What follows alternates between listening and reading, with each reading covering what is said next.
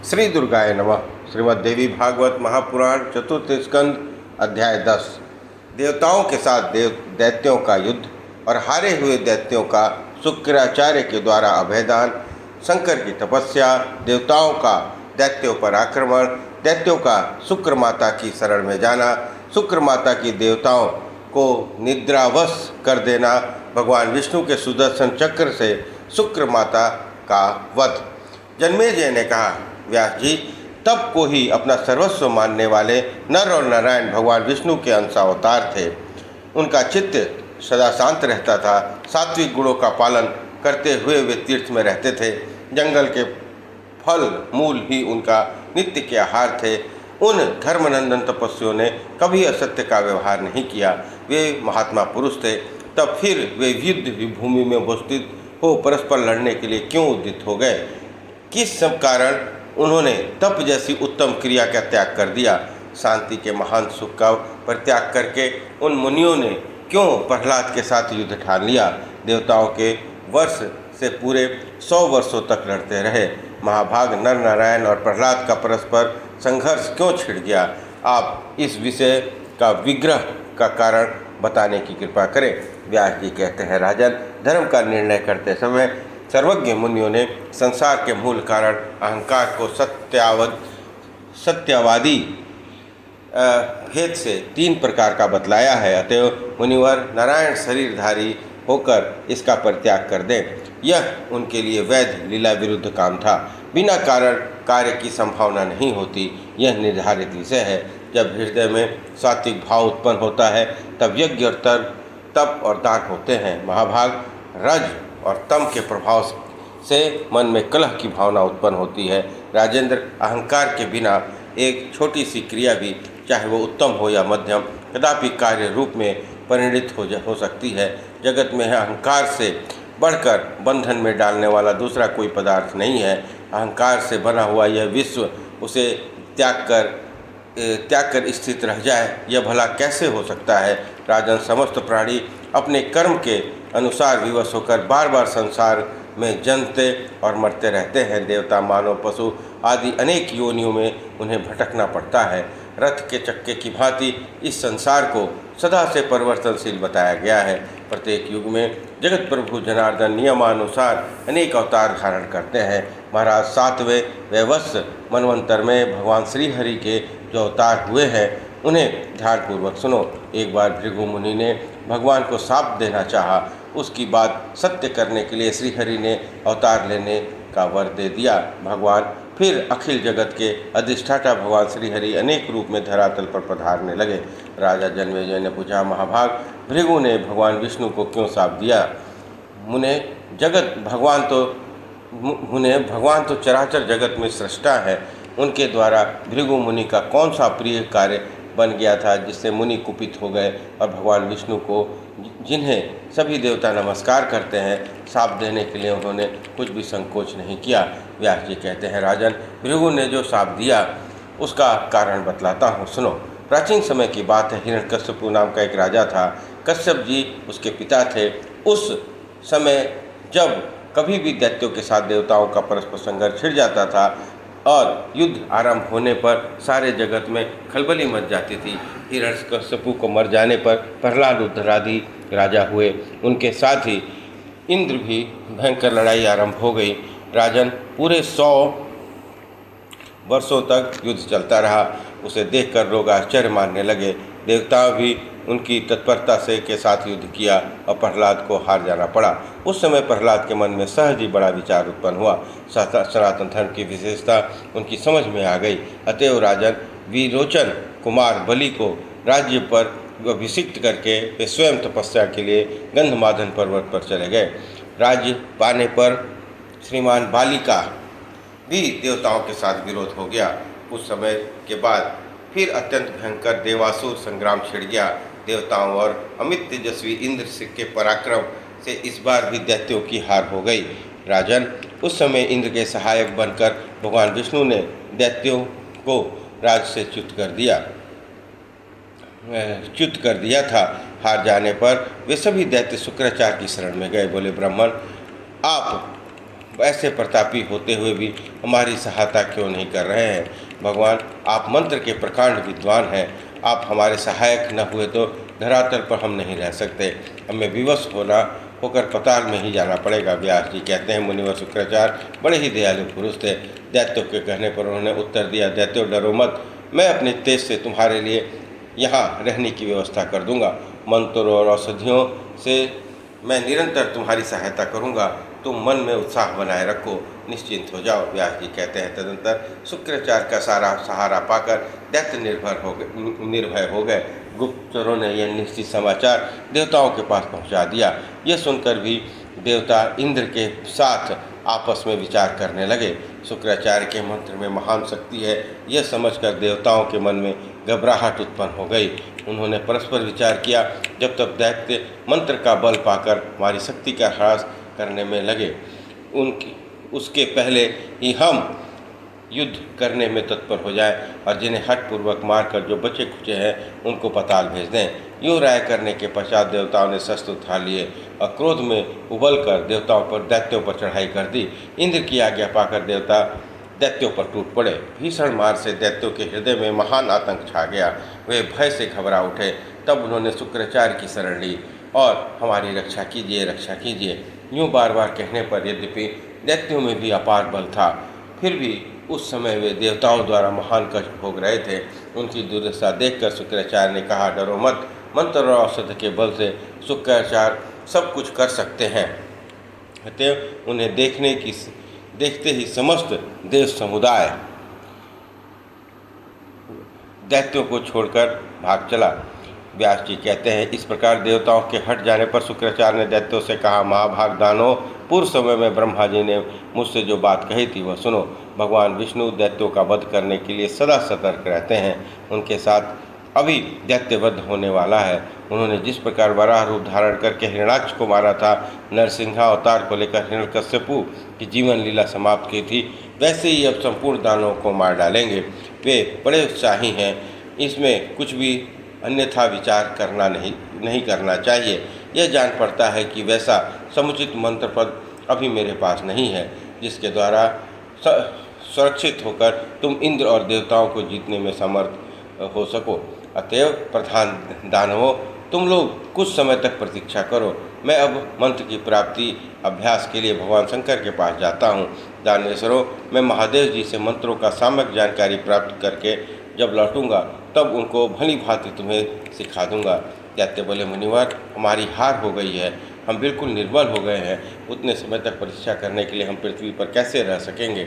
संपूर्ण पराक्रमी दानव काल के ग्रास बने हुए हैं। जो शेष बचे हैं वह वैसे सुख के साधन हो नहीं सकते, क्योंकि युद्ध में ठहरने की उनमें योग्यता नहीं है। शुक्राचार्य ने कहा, मैं जब तक भगवान शंकर के पास से मंत्र लेकर आऊँ तब तक तो तुम्हारा इसी तरह रुके रहना आवश्यक है। ऐसा संभव न हो तो तपस्वी बनकर समय की प्रतीक्षा करो। विद्वानों ने कहा, समय अनुसार साम दाम आदि सभी उपायों का प्रयोग करना चाहिए। बुद्धिमान वीर पुरुष देश काल और शक्ति का ज्ञान प्राप्त करके अपना सामर्थ्य दिखलाते हैं। मनीषी पुरुषों का कर्तव्य है कि यदि भविष्य में कल्याण होने की आशा हो तो कुछ समय तक शत्रुओं की सेवा भी कर लें। समय अनुसार शक्ति का संचयन हो जाने पर ही शत्रु मारे जा सकते हैं। इसलिए अब देवताओं की विनती करके साम नीति का प्रयोग करते हुए अपने स्थान पर रहने की व्यवस्था कर लो। मेरे आने की प्रतीक्षा करते रहना। दानवों, भगवान शंकर की कृपा से मंत्र पा ले जाने पर मैं तुरंत ही लौटूंगा और उनकी शक्ति का आश्रय लेकर देवताओं से हम पुनः लड़ाई ठान देंगे। महाराज, दैत्यों का योग कहकर मुनिवर शुक्राचार्य मंत्र प्राप्त करने के लिए भगवान शंकर के पास चल पड़े। उनका कार्यक्रम बिल्कुल निश्चित हो चुका था। तब दानवों ने अत्यंत नम्रतापूर्वक देवताओं से बातचीत आरंभ कर दी और विनीत भाव से यह वचन कहा, देवताओं, हम सभी अब आपके अस्त्र शस्त्र का परित्याग करके आपके युद्ध से उद्योग से बिल्कुल रहित हो गए हैं। वृक्षों की छाल पहनकर हम भी तपस्वी जीवन व्यतीत करेंगे। देवताओं ने मान लिया और वे लौट गए। उनकी सारी चिंताएं दूर हो गई। प्रसन्नतापूर्वक समय बीतने लगा। जब दैत्यों ने अपने अस्त्र शस्त्र त्याग दिए और तब देवताएं वहाँ एक क्षण भी न रुके। उन्हें पूर्ण विश्वास हो गया कि वे अपने भवन पर चले जाएं और रहने की समुचित व्यवस्था करके क्रीड़ा में आसक्त हो गए। उधर दैत्यों ने तपस्वी का स्वांग बनाकर तप आरंभ कर दिया। शुक्राचार्य ने आने की प्रतीक्षा करते हुए कश्यप आदि के आश्रम में निवास करते रहे। कुछ समय के बाद शुक्राचार्य कैलाश पर्वत पर पहुंच गए। उन्होंने भगवान शंकर को प्रणाम किया। किस काम से पधारे यूँ पूछने पर वे कहने लगे, भगवान, मुझे उन मंत्रों की पाने की अभिलाषा है जो बृहस्पति के पास न हो। देवताओं की पराजय और दैत्यों के विजय के लिए मैं यह उद्योग कर रहा हूँ। व्यास जी कहते हैं, शुक्राचार्य की बात सुनकर सर्वज्ञ भगवान शंकर ने मन ही मन विचार किया कि इसके संबंध में मेरा क्या कर्तव्य है। यह शुक्राचार्य दैत्यों का गुरु है। उन्हें विजय प्राप्त कराने के लिए देवताओं से द्वेष रखकर मंत्र प्राप्त करने के विचार से इस समय मेरे पास आया है, किंतु देवताओं की रक्षा तो मुझे करनी ही है। इस प्रकार विचार करके भगवान शंकर ने एक अत्यंत कठिन व्रत करने के लिए मुनि को आदेश दिया और कहा, पूरे एक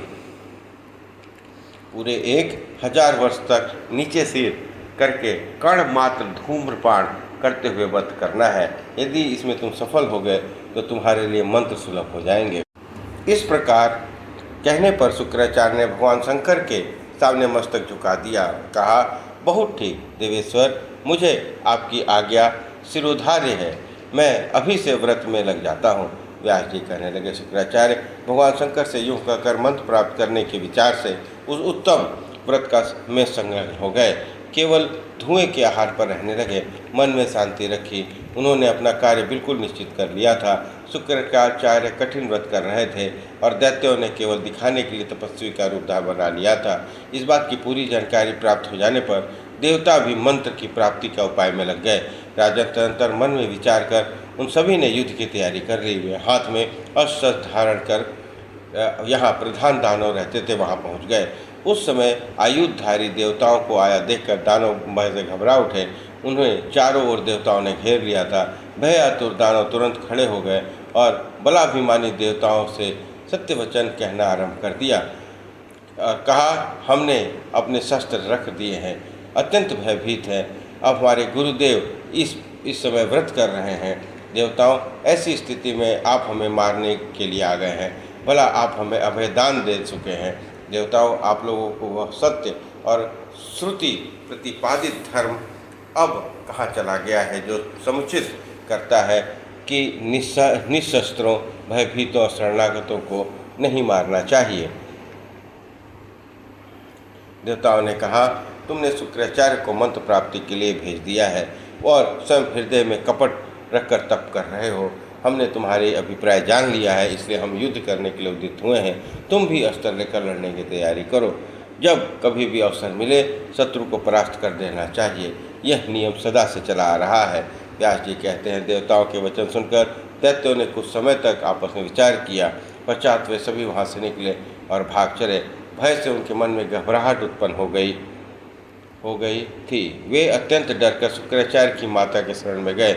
उन्हें महान दुखी देखकर माता ने अभय को कर देने का वचन दिया। शुक्राचार्य की माता बोली, दानव, डरो मत, निर्भय हो जाओ। मेरे सन्निकट रहने पर तुम्हारे पास भय आ ही नहीं सकता। काव्य माता की बात सुनकर दानव की मनोन्नता शांत हो गई। वे उसी समय आश्रम में रहने लगे। पास में कोई अस्त्र नहीं रखा। वे संदेह रहित समय व्यतीत कर रहे थे। भागते हुए दैत्यों ने देवताओं को देख लिया था, अतः वे अपने पैरों के चिन्ह के लक्ष्य करके जाते जाते वहां पहुंच गए। उस समय बलाबल का कुछ भी विचार नहीं किया। वहां आकर उन सब देवताओं ने दैत्यों को मारने के लिए क्रिया आरंभ कर दी। शुक्राचार्य की माता ने मना करने पर भी देवता आश्रमवासी दानों पर को मारते रहे। दैत्यों का मार खाते हुए देख काव्य माता का कलेजा काँप उठा। वे बोली, मैं अभी इंद्र सहित सभी देवताओं को नींद के चुंगल में फंसा देती हूँ। यूँ कहकर उन्होंने निद्रा की आज्ञा दी। वह देवताओं के पास गई और तुरंत अपना प्रभाव डाल दिया। समस्त देवता नींद के वशीभूत होकर मुख की भांति पड़े रहे। नींद के प्रभाव से इंद्र की शक्ति भी क्षीण हो चुकी थी। वे घबरा उठे थे। उन्हें देखकर भगवान विष्णु ने कहा, देवेश्वर, तुम्हारा कल्याण हो, तुम मेरे पास आ जाओ, मैं तुम्हें अद्यंत्र भेजता हूँ। इस प्रकार कहने पर इंद्र भगवान श्रीहरि के समीप चले गए। भगवान की छत्र छाया पाकर उनका सारा भय दूर हो गया। निद्रा भी उनके पास न आ सकी। विष्णु द्वारा सुरक्षित हो जाने के कारण इंद्र ज्यों के त्यों स्वस्थ ही रह गए। यह देखकर शुक्राचार्य की माता क्रोध से तमतमा उठी। उन्होंने वचन कहा, माधवन, मैं अपनी तपस्या के प्रभाव से विष्णु सहित तुम्हें भी निगल जाऊंगी। मेरे ऐसे तपोबल को संपूर्ण देवता देखते ही रह जाएंगे, किसी का कुछ वश न चलेगा। व्यास जी कहते हैं, शुक्राचार्य की माता योग विद्या की पूर्ण जानकार थी। उनकी उस शक्ति के प्रभाव से भगवान विष्णु और इंद्र की सारी शक्तियाँ कुंठित हो गई। वे बिल्कुल फीके पड़ गए। यूँ समझकर क्लेश में पड़े हुए उन महात्माओं को देखकर देवताओं के आश्चर्य की सीमा न रही। उनका हृदय क्षुब्ध हो उठा।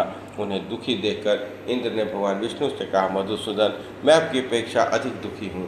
प्रभु, अब आप इस दृष्टांत को तुरंत दबाने की कृपा कीजिए। माधव, इसे अपनी तपस्या का अभिमान हो गया है, यह हमारे ऊपर आक्रमण करे, इससे पहले आप ही उपाय करें।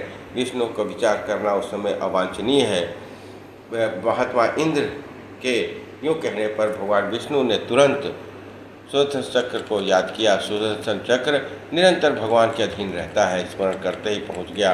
देवराज की प्रेरणा करने पर कुपित होकर शुक्राचार्य की माता को मारने के लिए भगवान ने चक्र उठा लिया और तुरंत ही शुक्र माता का मस्तक धड़ से अलग हो गया।